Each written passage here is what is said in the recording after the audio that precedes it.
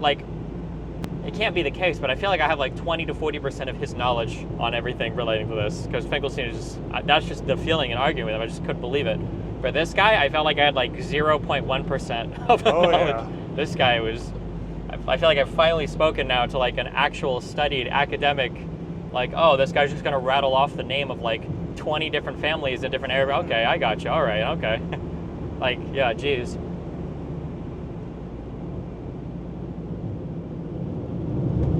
Was he like the most conservative or radical of anybody? I don't think that it's calling somebody conservative or radical.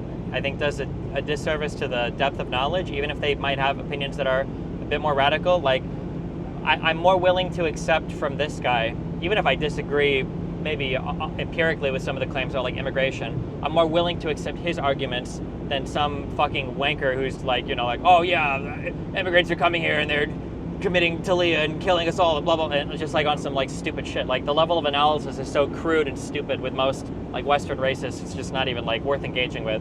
Whereas for this guy, like, even if I might disagree with what he says, I think it's worth like paying attention to what he's saying, or at least like understanding it and dealing with it. Yeah.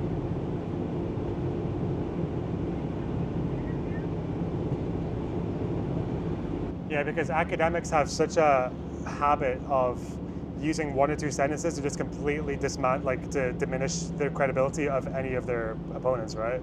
Like, Maybe. Well, we say academics, I think we have to be really careful because, like, on one end, and I kept reminding my audience of this, on one end, you know, like, I'm shitting on people like Finkelstein as like whatever these people are, but then on the other end, the only reason I'm able to do this is I'm reading books by or like work by other academics, right? So I think there's a different class of academic than just like the pop scientist, pop whatever that Finkelstein is, you know? I would hope that if this guy, my guess would be for this guy that we just talked to, if he's discrediting a particular academic, it's not because of one sentence, it's because he's like read and comprehended their work or some key aspect of it, I would hope, but...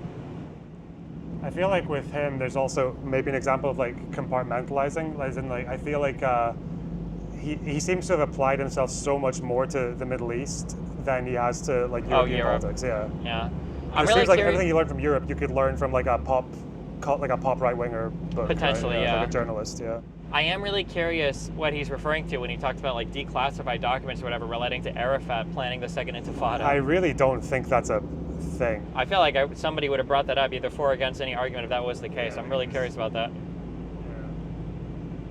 Because I feel like everyone I've seen trying to make that argument, even like credible sources, it's always just like the quotes. Yeah.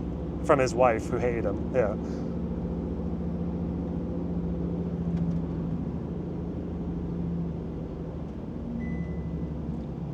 What does it mean when it beeps like that?